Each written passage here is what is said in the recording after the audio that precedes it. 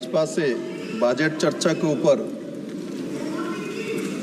North east से एक छोटा राज्य से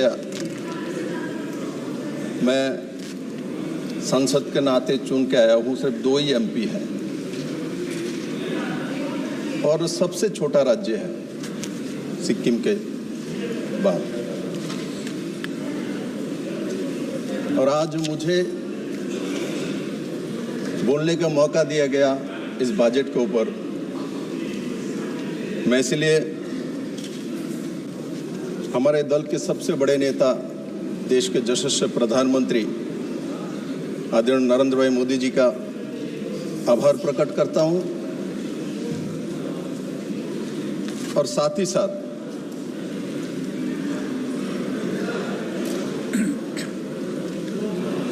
निर्मला सीतारमण जी ने जिस तरीके से इस बजट को प्रस्तुत किया है,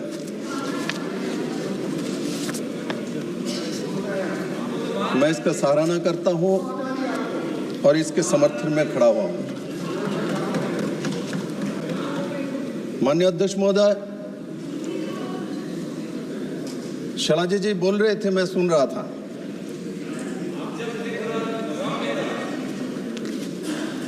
नरेंद्र भाई मोदी जी ने 2014 से प्रधानमंत्री के नाते काम शुरू किया और उस समय जो आर्थिक स्थिति देश का 10 साल की यूपीए गवर्नमेंट ने छोड़ के गया था, तो भारत का जो आर्थिक स्थिति है, जो अनुमान किया जा रहा था, तो भारत फ्राजिल 5 देशों में चले जाएंगे।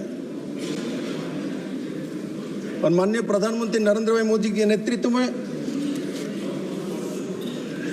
एक पारदर्शी आर्थिक व्यवस्था को देश में लागू किया गया। आर्थिक वैषम्य और कोरोना के काल रहने के बावजूद भी आज जो आर्थिक सर्वे आया हुआ है, इसमें 6.5% से 7% तक जीडीपी रहेगा अनुमानित है। और ये बजट एक फोकस्ड बजट है और इस बजट में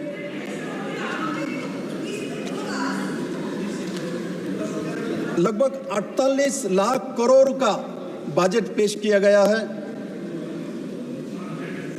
2023-24 से लगभग 18.2% कैपिटल एक्सपेंडिचर इसमें ज्यादा है। जब कैपिटल एक्सपेंडिचर बढ़ाया जाता है, इसका मतलब इंफ्रास्ट्रक्चर और जॉब अपॉर्चुनिटी बढ़ता है और साथ साथ जो हमारे फेडरलिज्म के बारे में, स्टेट के बारे में बताया जाता है। मैं निर्मला सीतारमण जी को धन्यवाद देता हूं, आपने ऐसा बजट पेश किया जिसमें 4,82,000 करोड़ रुपए सभी राज्यों को शेयर ज्यादा जाएगी इस बजट से। इसलिए जो शैलजा जी ने 2 राज्य के बारे में बात कर रहे, तो हो सकता है कांग्रेस के खाते में बिहार और आंध्र प्रदेश नहीं है, हमारे खाते में ये दोनों भी है, बाकी सब भी है। इसलिए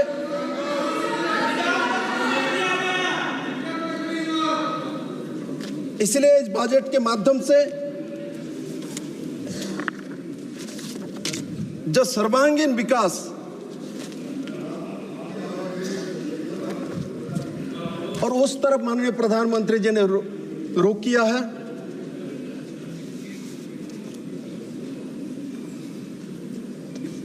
दो 2013-14 के बजट जो 16 लाख करोड़ के आसपास होती थी, कांग्रेस के लास्ट जो बजट है,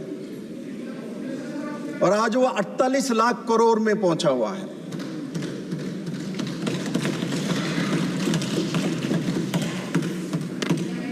और इसमें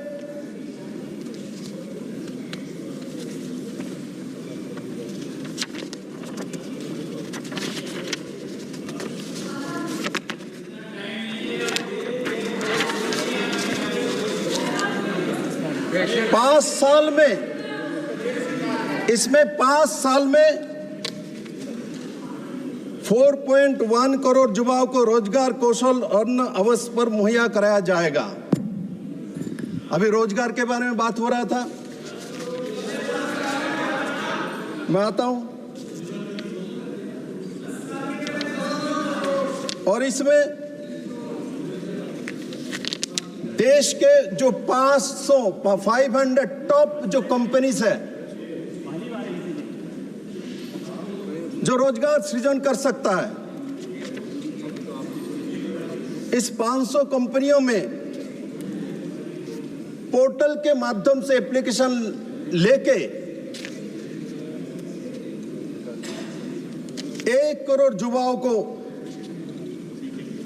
इंटर्नशिप का मौका दिया जाएगा। और हम छोटे से सुनते आए हुए हैं स्किल के बारे में, जापान के बारे में, कोरिया के बारे में, चीन के बारे में, जो वहां स्किल इतना ज्यादा है, लोग घर में बैठ के काम कर सकता है, मोबाइल बना लेते हैं, बाकी सब काम करते हैं, हर आदमी के पास काम है, रोजगार है। सुनते सुनते मेरा तो 52 साल क्रॉस के 53 में पहुंच गया हूं। किंतु माननीय प्रधानमंत्री नरेंद्र भाई मोदी जी को मैं धन्यवाद देना चाहता हूं, निर्मला सीतारमण जी को, जो आपने ऐसा एक बजट पेश किया जिससे युवाओं को रोजगार मिलने का अवसर आया है, गारंटी के साथ। मोदी के गारंटी के बारे में बात हो रहा था, गारंटी है मोदी का, अभी भी है, इस बजट में भी है। दादा माननीय अध्यक्ष महोदय, माननीय अध्यक्ष महोदय, माननीय अध्यक्ष महोदय, कलनंदा को मैं बहुत श्रद्धा करता हूं। दादा मेरे बड़े हैं और मैंने उस दिन जब लोकसभा में चुन कर आया था, दादा आपने बहुत प्यार से मेरा विप्लव बोला था बंगला में। मैं आपको श्रद्धा करता हूं दादा। जो मैं कहना चाहता हूं, ये देखो, मैं अंतिम पंक्ति में बैठा हुआ एक छोटा सा राज्य से, छोटा सा गांव से आया हुआ व्यक्ति हूं, तो मेरे बात भी सुना करो। अभी यहाँ शैलजा जी ने बोला था, जो अंतिम व्यक्तियों के बारे में सुने, तो मैं तो बोलने के लिए खड़ा हूं। मेरे तो थोड़ा बहुत शैलजा जी मुझे संरक्षण दे दीजिए। माननीय अध्यक्ष जी, हमारे यहाँ कॉलेजों में, यूनिवर्सिटीज में बड़े मात्रा में कैंपस सिलेक्शन होता है। अच्छे कॉलेजों में तो 100% कैंपस सिलेक्शन होता है, किंतु किसी गांव में कॉलेज हो कि छोटे जिले में हो, उसमें कैंपस सिलेक्शन नहीं होता, 1-2% होता है। युवा पढ़ने के बाद आशा करता है मुझे कुछ मिलेगा, और मान के चलो किसी कैंपस से 30% कैंपस सिलेक्शन हो गया और बाकी लोग रह गया 70%। इनके मन में इन्फेरिटी कॉम्प्लेक्स आता है, फ्रस्ट्रेशन का शिकार होते हैं, ड्रग्स का शिकार होते हैं। किंतु माननीय प्रधानमंत्री जी ने इस गरीब बच्चे के लिए इसमें प्रावधान रखा, जब आपका कैंपस सिलेक्शन नहीं भी हो, किंतु हमारे देश में जो बड़े बड़े कंपनियां हैं, टॉप 500 कंपनी है, उनमें आपको इंटर्नशिप करने का 100% मौका मोदी गारंटी दे रहा है। और उसमें पहले मंथ को 6,000 रुपीज और उसके बाद 1 साल तक उनको पर मंथ 5,000 रुपया करके दिया जाएगा। और उसमें उनका ट्रेनिंग होगी और उनमें क्वालिटी हो, उसी कंपनी में उनका चयन भी हो जाएगा। आज देश में जॉब की कमी ऐसा नहीं है, पारदर्शिता का कमी है, स्किल्स का कमी है। ये जो कंपनियां है जिसका अंदर स्किल है, मैंने देखा जो एक्सपीरियंस है वो आज इस कंपनी में है, कल उस कंपनी में चला जाता है, यहां छोड़ देता वहां चले जाते हैं। किंतु गरीब बच्चे जिसके पास एक्सपीरियंस नहीं होता, जिसका कैंपस सिलेक्शन नहीं होता, आज नरेंद्र भाई मोदी वहां खड़े हैं जो मैं गार्जियन हूं, मैं तुम्हारे साथ हूं, मैं गरीब के साथ हूं, मैं एससी के साथ हूं, मैं एसटी के साथ हूं, मैं दलित के साथ हूं। इस बजट में वो दर्शाता है। लंबे समय कांग्रेस का राज था, किंतु कांग्रेस ने कभी भी उस दृष्टि से युवाओं को देखा ही नहीं।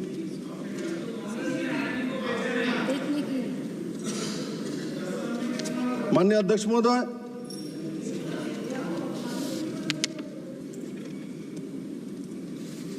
ये बजट शिक्षा, रोजगार,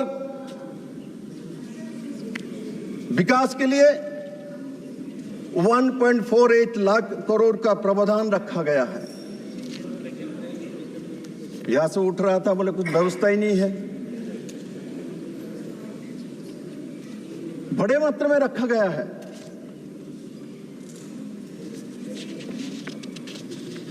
महोदय,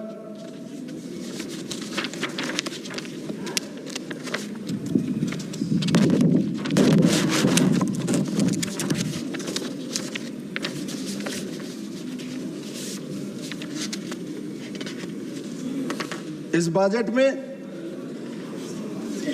किसानों के लिए बजट जो है 1.52 लाख करोड़ रुपया रखा गया है। किसान की बात बोल रहे थे शैलजा जी, मैं बताता हूं।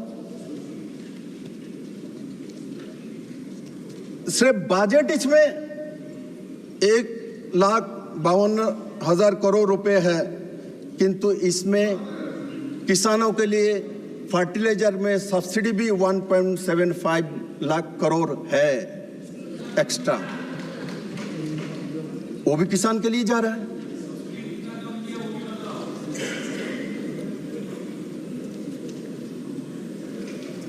और महोदय, माननीय प्रधानमंत्री नरेंद्र भाई मोदी के नेतृत्व में पिछले 10 साल में 2014 से 2023 तक लगभग 14 लाख करोड़ एमएसपी में दिया गया है। 14 लाख करोड़ एमएसपी में दिया गया है। शैलजा जी जिस हरियाणा के बारे में बात कर रही थी, आपके हरियाणा में सबसे ज्यादा भारतीय जनता पार्टी के सरकार एमएसपी दिया जाता है किसान को। आपने एयरपोर्ट के बारे में बोला, हिसार में एयरपोर्ट तैयार हो चुकी है, आप वहां से चढ़ सकते हैं। जरूर आप ज्यादा हरियाणा को जानते कि आप उसमें जन्म लिया है। और मैंने जब दिल्ली में नया नया आया था तब आप मंत्री थी, आपको कैसे मालूम चलेगा। आपको मैं आदर सम्मान करता हूं। आज आपने जिस तरीके से शुरुआत किया, निर्मला जी को धन्यवाद देते हुए, एक अलग ही गेस्चर है, मैं इसका सराहना करता हूं।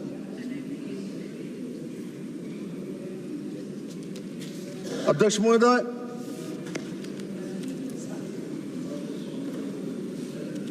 आज नरेंद्र भाई मोदी जी के किसान के प्रति जो काम करने का तरीका है, उसी कारण से भारत आज दुग्ध उत्पादन में दुनिया में नंबर 1 है। कैसे हुआ? किसान के लिए नहीं काम करता। पहले कांग्रेस के जमाने में तो नंबर 1 में था नहीं, था क्या? जरा मुझे डेटा दिखा दीजिए। मैं अध्यक्ष जी को बोलता हूं, डेटा मांग लीजिए। 2014 के पहले दुग्ध उत्पादन में देश का स्थिति क्या थी? आज दुग्ध उत्पादन में नंबर 1 है। मोटे अनाज उत्पादन में नंबर 1 है। चावल और गेहूं उत्पादन में नंबर 2 है। तो मोदी जी ने काम नहीं किया किसानों के लिए। ये जो खेती में फलन कहां से आता है? पाकिस्तान से तो नहीं आता होगा। और हरियाणा में एक बात बताओ, ये बंगाल और बंगाल में महिला सदस्यों का क्या है आपका? ये सौजा टोक रही है आपको बंगाल में? बंगाल वाले सौजा क्यों टोक रहे हैं? बंगाल वाले टोक नहीं रहे। बंगाल वाले मैं तो बंगाल में जवाब दे दो इनको ना।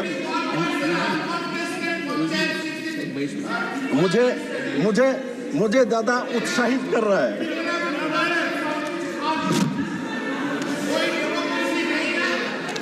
प्लीज इनको बंगाल की भाषा में जवाब दे दो। दे देंगे। दादा मैं बंगाल में जाना नहीं चाहता, आप लेके क्यों जाना चाहते हो? दादा बोल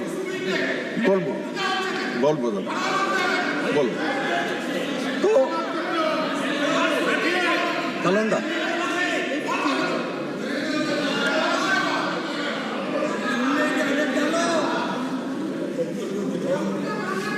महोदय,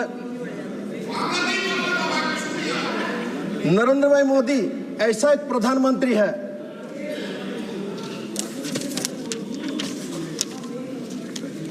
जब किसी बच्चे का जन्म होता है, माँ और बच्चे के साथ प्रधानमंत्री मातृ पुष्टि बंधन योजना को लेके खड़ा हो जाता है। और जन्म के बाद उस माँ के लिए, बच्चे के लिए उज्ज्वला योजना के माध्यम से गैस के चूल्हा फ्री में, सौभाग्य योजना के माध्यम से गरीब लोगों को बिजली फ्री, प्रधानमंत्री आवास योजना के माध्यम से घर फ्री, प्रधानमंत्री शौचालय योजना के माध्यम से शौचालय फ्री। तबीयत खराब हो तो आयुष्मान भारत योजना के माध्यम से 5 लाख का इंश्योरेंस, हेल्थ इंश्योरेंस, दुनिया के सबसे बड़ा हेल्थ इंश्योरेंस नरेंद्र भाई मोदी लेके आए हैं। और घर से निकालना है तो अटल जी ने इसको शुरुआत किया था, प्रधानमंत्री सड़क योजना के माध्यम से अपने घर से पक्के रास्ते में चल सकता है। साथ साथ घर में पानी की व्यवस्था, जल जीवन मिशन के माध्यम से हर घर में पानी का मुफ्त पहुंचाने की व्यवस्था प्रधानमंत्री जी ने किया। खाने के लिए गैस के चूल्हा में कुछ होना चाहिए, उसके लिए फ्री मुफ्त राशन 80 करोड़ लोगों को दिया जा रहा है, अगले 5 साल तक चलेगा। तो मैं ये कहना चाहता हूं माननीय अध्यक्ष महोदय, जन्म के समय भी मोदी जी है, खाना पकाते समय मोदी जी है, घर में रहने का व्यवस्था भी मोदी जी है, रास्ते में चलने के लिए मोदी जी है, नेशनल हाईवे के स्पीड में बनाने के लिए मोदी जी है। और उसका परिणाम आज 25 करोड़ फैमिली देश का गरीबी रेखा से ऊपर उठ के मध्यम वर्ग में पहुंच गया है।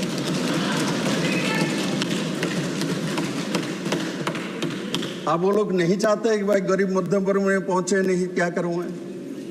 शरद जी बोल रहे थे बीसी के लिए, SC 1-2 के लिए क्या किया गया है। ये जो अंत्योदय और गरीब लोग है ना, ये चीज उन्हीं लोगों को ज्यादा मिलता है। और मैं त्रिपुरा में जब मुख्यमंत्री के नाते काम कर रहा था, माननीय प्रधानमंत्री जी के मार्गदर्शन में मैंने और एक स्कीम भी लागू किया था। जीवन भर तो सब स्कीम है, घर भी है, मकान भी है, रास्ता भी है, बिजली भी है, पानी भी है, खाना भी है, चावल भी है, अनाज भी है। और उसके साथ मरने के बाद अंत्योदय परिवार का किसी सदस्य का त्रिपुरा में मृत्यु हो जाता है, अंतिम संस्कार के लिए 2000 रुपया सरकार देता है मोदी जी के नेतृत्व में। और मरने के बाद भी उसमें अपने आत्मीय परिजन के लिए स्मृति वन मैंने बनाया, वहां अपने पिताजी माताजी के नाम से स्मशान में एक पेड़ पौधे लगा दीजिए।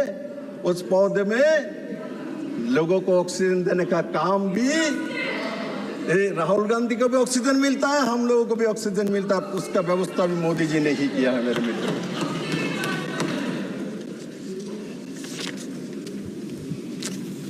माननीय अध्यक्ष महोदय, शैलजा जी महिला है, हमारे वित्त मंत्री भी महिला है, इंदिरा गांधी महिला प्रधानमंत्री, और उसके बाद सोनिया जी यूपी के 10 साल सरकार में यूपीए के चेयरमैन। मिशा जी यहां बैठे हुई थी, अभी नहीं है मिशा जी? हाँ, उधर बैठे मेरे बहन। आपके पार्टी के लोग उस समय सोनिया जी 33% रिजर्वेशन का बिल लाना चाहते थे, फाड़ के फेंक दिया था स्पीकर के सामने। दो महिला, इंदिरा गांधी जी और सोनिया जी, इतना प्रभावशाली और यूपी के चेयरमैन होते चाहने के बावजूद भी महिला के लिए आरक्षण 33% नहीं लाया जाए। और माननीय प्रधानमंत्री नरेंद्र भाई मोदी जी के नेतृत्व में, माननीय प्रधानमंत्री नरेंद्र भाई मोदी जी के नेतृत्व में मैं गर्व करता हूं, दोनों हाउस में महिला आरक्षण बिल लाने में सफल रहा और करके दिखाया। और 2026 में उसमें 33% रिजर्वेशन लाके 29 में वही महिला बहनों को दोनों इस हाउस में लाया जाएगा। मेरे मित्रों, एसएचजी ग्रुप आज 10 करोड़ बहनें, 10 करोड़ बहनें एसएचजी ग्रुप में काम करते हैं। 10 करोड़ बहनें एसएचजी ग्रुप में काम करते हैं, रोजगार करते हैं, स्वरोजगारी बने हैं। ड्रोन दीदी, अरे ड्रोन हम लोग शहर के लोग चलाएंगे, इसके बारे में भी आइडिया नहीं है। आजकल गांव में बैठे एसएचजी ग्रुप में महिला ड्रोन चलाता है, किसानों के फसल को देखभाल कराता है, वो फर्टिलाइजर देने की व्यवस्था करता है। क्या कभी किसी गांव में किसी महिला ने कभी सोचा था मैं ड्रोन चलाऊंगी? आज और बजट में 400 करोड़ रुपया दिया है। अब मेरे बहनों, ड्रोन नहीं चलाएगा, आपको प्लेन दिया जाएगा, चिंता मत करो। क्योंकि नॉर्थ ईस्ट से मैं आता हूं, मात्र कांग्रेस के शासन में 9 एयरपोर्ट था। आज माननीय प्रधानमंत्री जी के नेतृत्व में नॉर्थ ईस्ट में 16 एयरपोर्ट करके दिया। और नॉर्थ ईस्ट के सभी राज्यों में हमारे रेलवे मंत्री बैठे हुए थे, सभी राज्यों में रेल कनेक्टिविटी लाने वाला माननीय प्रधानमंत्री नरेंद्र भाई मोदी और कांग्रेस के लंबे समय शासन नॉर्थ ईस्ट में रहा है। करप्शन के ऊपर करप्शन, स्कैम के ऊपर स्कैम, इसके बाहर कुछ नहीं कि मैं सब कुछ आपके सामने रखने वाला हूं मेरे अध्यक्ष महोदय। और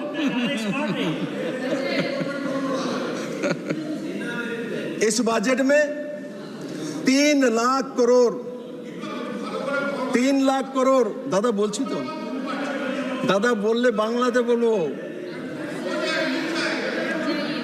3 लाख करोड़, 3 लाख करोड़ रुपए के प्रावधान महिला के लिए और उनके स्कीम के लिए इस बजट में रखा गया है। इसका मतलब किसान के लिए भी है, महिला के लिए भी है, युवा के लिए भी है और हमारे आम जनता के लिए भी है।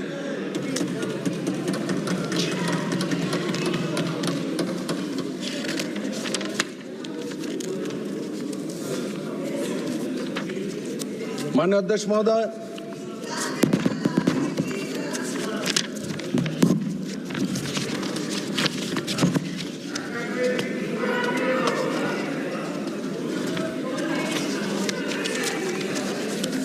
माननीय अध्यक्ष महोदय, यहां संविधान की बात उठता है। संविधान लेके शपथ ग्रहण करना पड़ता है। 70 बार कांग्रेस में देश में 356 लगा के इस संविधान को हत्या किया हुआ है। दादा आप बोलते हो ममता दीदी ने भी कांग्रेस को इसीलिए छोड़ा था, सीपीएम के साथ छोड़ा था क्योंकि कुछ तरबूज दीदी के साथ थी, इसलिए दीदी ने छोड़ दिया। अब छोड़ के तृणमूल कांग्रेस बनाया और दीदी को एक कांग्रेस और कम्युनिस्ट के लोगों ने, कम्युनिस्ट के सत्ता के समय दीदी को माथा फाटा के 28-29 छिली लगी थी। दीदी को एक कम्युनिस्ट और कांग्रेस आज जो साथी है वही लोगों ने स्ट्रेचर पे दीदी को एक रिक्शा वाला ने उठा के लाया था। मैं झूठ नहीं दादा, मैं सच बता रहा हूं। आज उनके साथ आप बैठे हो, जिसने दीदी का माथा फटाया उसके साथ बैठे हो। दीदी देख रहे हैं, इसलिए दीदी बंगाल में कॉम्प्रोमाइज नहीं किया, इसलिए बंगाल में दीदी में दम था, इसलिए इन लोगों के साथ नहीं किया। आप इनके साथ बैठते हो दादा। दादा आपको यहाँ सुंदर नहीं लगता दादा, आप इधर बैठो। कल्याण दादा, नाम कल्याण है, कल्याण करो, इधर आओ। और मोदी के साथ ही कल्याण कर सकते हो, यहाँ बैठ के नहीं कर सकते हो। यहाँ एक परिवार से गांधी परिवार का कल्याण करने वाले लोग हैं, इसलिए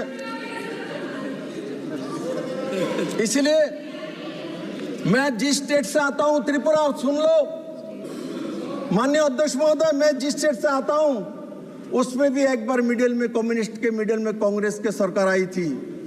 अपने ही सरकार राष्ट्रपति शासन जारी करके कांग्रेस ने वहां सीपीएम को बैठाया अपना मित्रता रखने के लिए, और वहां मेरे छोटा सा स्टेट में राष्ट्रपति शासन लागू किया और बैठा दिया सीपीएम को।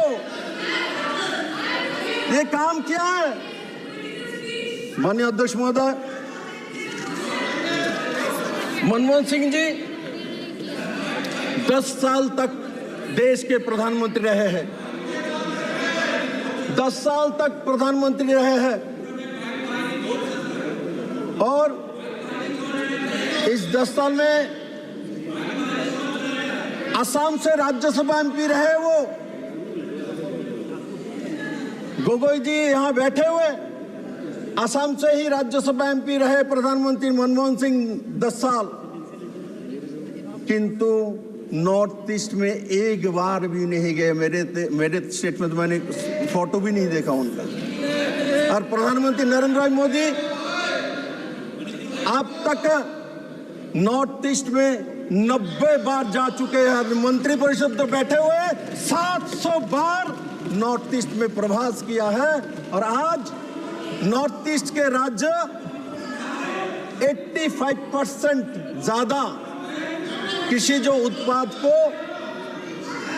एक्सपोर्ट करता है। मेरे में अध्यक्ष महोदय,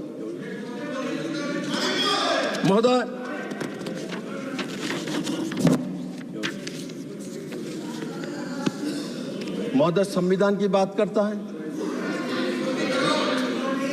75 में इमरजेंसी लगाने वाला कौन है? इमरजेंसी कौन लगाया था? किस लिए लगाया था? देश में इमरजेंसी कब लगता है?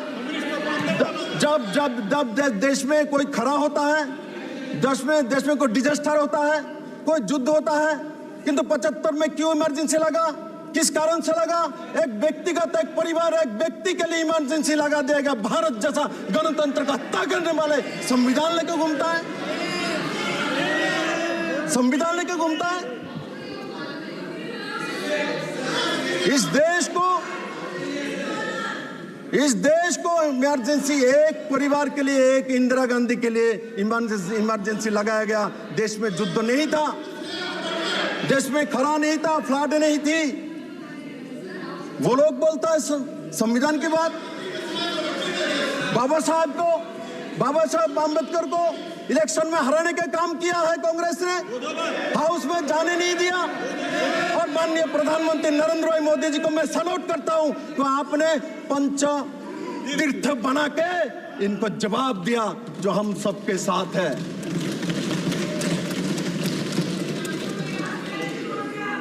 इस देश के जॉब की कमी नहीं है, इस देश के स्किल का कमी है, और स्किल डेवलपमेंट मिनिस्ट्री भी नरेंद्र भाई मोदी जी ने ही बनाया था। और राजीव प्रताप रूडी जी मेरे मित्र यहाँ बैठे हुए थे, वहां पहला मंत्री बने थे। कोई बात नहीं, अभी गोगे जी के साथ हूं मैं। आपको हमें में जनता ने, जोशी जी यही बात बोल के क्यों दुख देते हो, जनता ने हटाया इनको। 3 बार मिला के 3 इलेक्शन मोदी के सामने हारे हैं, 3 बार मिला के भी 240 नहीं हुआ। हमारे 400 के लिए चिंता, मैं देखता हूं वहां बैठ बैठ के इतना 400 का चिंता, इतना चिंता है।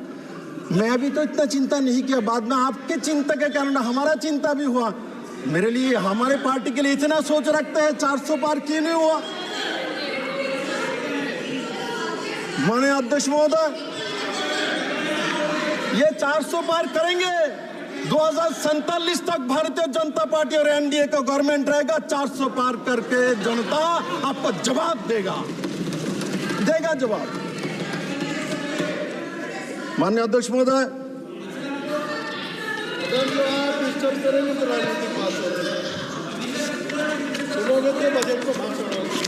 माननीय अध्यक्ष महोदय, त्रिपुरा का मैं सीएम रहा हूं। मेरे बात गोगोई जी, मैं एक बात, माननीय अध्यक्ष जी, मैं उस पार्टी से बिलोंग करता हूं। मैं आपसे आग्रह करूंगा, आप बैठे बैठे कोई व्यक्ति अगर कुछ बोले तो उसका जवाब मत दो। माननीय अध्यक्ष महोदय, मैं ये बताना चाहता हूं, जब मैं जिस पार्टी से आता हूं, भारतीय जनता पार्टी, उस पार्टी ने मुझे 8 साल मेरे पॉलिटिकल करियर है, उसमें से मुझे प्रदेश अध्यक्ष बनाया, एमएलए बनाया, चीफ मिनिस्टर बनाया। किसको स्पष्टीकरण दे रहे हो आप? मैं इसीलिए देता हूं। इनको स्पष्टीकरण मत दो। चलो आप बजट में बोल लो आप। इसलिए माननीय अध्यक्ष महोदय,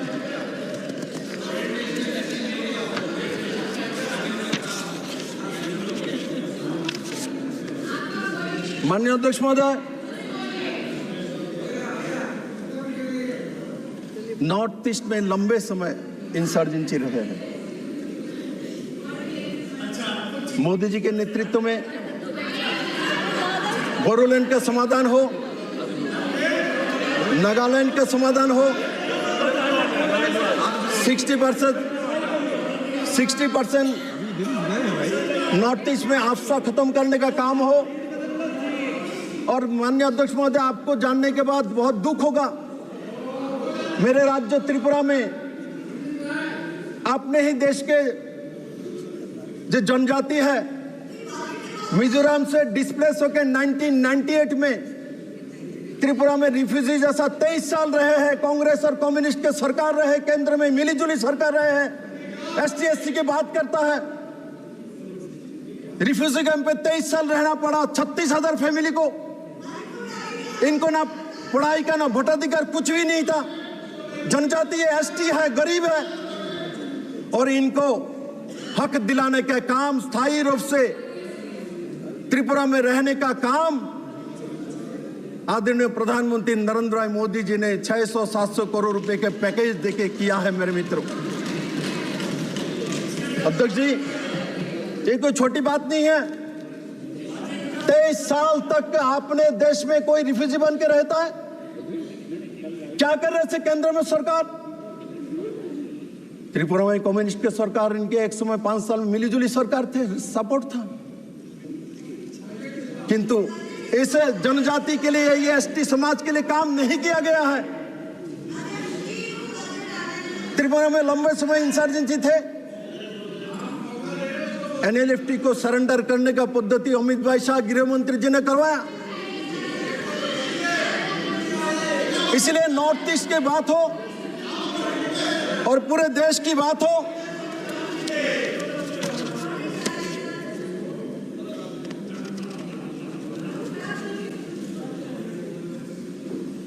माननीय प्रधानमंत्री जी ने हर क्षेत्र में पिछले 10 साल में काम किया, और उसका परिणाम जो मैंने शुरू में कहा, जो कैपिटल एक्सपेंडिचर 18.2% बढ़ा है। ऐसे नहीं बढ़ा है, उन्होंने काम किया है, इसीलिए बढ़ा है।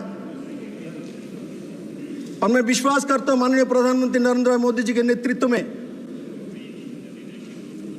अगले 3 साल के अंदर आज जो दुनिया के 5th इकोनॉमी है, और वो 3rd इकोनॉमी में चले जाएंगे। सरकार बचाने की इतनी चिंता है, सरकार बचाने का इतना चिंता है। माननीय अध्यक्ष महोदय, इस बजट को शैलेश जी ने बोला कुर्सी बचाओ बजट। इसका मतलब बिहार और आंध्र प्रदेश कांग्रेस को जरूरत ही नहीं है। ये बजट सबके लिए किया गया है। मैंने आपको बताया तो लगभग 4.25 lakh crore share state government को अलग अलग स्कीम के माध्यम से सभी राज्यों को जाएगी। इसमें ये सिर्फ 2 राज्यों में नहीं जाने वाला है। इसलिए माननीय अध्यक्ष महोदय, इस बजट के माध्यम से जिस तरीके हर वर्ग के लिए काम किया है निर्मला सीतारमण जी ने और माननीय प्रधानमंत्री नरेंद्र भाई मोदी जी के नेतृत्व में, एक सशक्त बजट, युवाओं के बजट, महिलाओं के बजट, गरीबों का बजट। और मनरेगा के बारे में बातचीत चल रहा था। मनरेगा में 25,000 करोड़ रुपए बढ़ाए गए इस बजट में। जरा देख लीजिए, पढ़ के पूरा पढ़ लीजिए। इसलिए अंतिम व्यक्ति हो और हम लोग संसद में बैठे हुए सब लोग हैं, सबके लिए नरेंद्र भाई मोदी जी ने इस बजट में काम किया है। मेरे अध्यक्ष जी, मैं मानता हूं मोदी जी के नेतृत्व में जो काम शुरू हुआ 2014 में और अगले 2047 तक एनडीए के गवर्नमेंट रहते हुए देश को दुनिया के नंबर 1 इकोनॉमी और देश को एक नया ऊंचाई देने का काम जो रविंद्रनाथ टैगोर ने सोचा था, जो स्वामी विवेकानंद ने सोचा था। अभी दादा को अच्छा लगा टैगोर आया दादा। मैं बताता हूँ, हमारे बंगाल में सतीदाह प्रथा का माननीय सदस्य प्लीज, बंगाल में माननीय सदस्य मीसा जी, आप सदन की नेता, भाषण दे लेना। बैठे बैठे टिप्पणी बहुत कर रही हो आज, भाषण में नाम नहीं देती हो अपना। माननीय अध्यक्ष महोदय, मैं आज एक बात आपको बताना चाहता हूँ। जवाब नहीं देंगे। मैं आपको एक बात बताना चाहता हूँ। स्वामी दयानंद सरस्वती समाज सुधारक के नाते जाना जाता है कि कुसंस्कार को खत्म किया है। ईश्वर चंद्र विद्यासागर को विधवा विवाह के लिए जाना जाता है समाज सुधारक के नाते। राजा राममोहन को जाना जाता है समाज सुधारक के नाते, क्योंकि सतीदाह प्रथा रद्द किया है। मैं आज माननीय प्रधानमंत्री से आर्थिक सुधार नहीं किया, समाज सुधारक के नाते भी काम किया। उन्होंने भी 3 तलाक खत्म करके समाज को सुधार के रख दिया मेरे मित्र। इसलिए माननीय प्रधानमंत्री से आर्थिक सुधार नहीं किया, माननीय प्रधानमंत्री जी ने समाज सुधारक के नाते भी काम करके इस देश के समाज को सुरक्षित रख के दिखाया। स्वच्छ भारत की बात शैलजा दीदी, स्वच्छ भारत की बात कर। स्वच्छ भारत, इस स्वच्छ भारत के कारण से आज हम भारत के लोगों का एक स्वभाव बदला है। मैं भी छोटा रहे तो बस से जाता था तो बिस्किट खाया तो बाहर ही फेंकना जरूरी, माँ शिक्षा दे बाहर फेंको, बस में मत रखो। आज मैं जब देखता हूँ कोई बच्चे गाड़ी में जाता है, रास्ते में चलता है तो कुछ भी रास्ते में नहीं फेंकता है। और नरेंद्र मोदी जी के स्वच्छ भारत मानसिकता कारण से पूरे समाज में परिवर्तन हुआ है। और साथ ही साथ स्वच्छ भारत वही नहीं है, डिजिटाइजेशन है। स्वच्छ भारत के माध्यम से करप्शन को खत्म किया है और करते रहेंगे नरेंद्र भाई मोदी, और उससे बड़े मात्रा में भारत के लोगों को लाभ हुआ है। स्वच्छ भारत से झाड़ू मारना नहीं, स्वच्छ भारत करप्शन को खत्म करना है। और नरेंद्र भाई मोदी जी ने करप्शन खत्म करके एक नया आयाम कायम किया है। इसलिए माननीय अध्यक्ष महोदय, मैं इस बजट को सपोर्ट करता हूं, समर्थन करता हूं और इतना बेहतरीन बजट के लिए माननीय प्रधानमंत्री और निर्मला सीतारमण जी को बहुत बहुत धन्यवाद देता हूं। आप सबको भी धन्यवाद।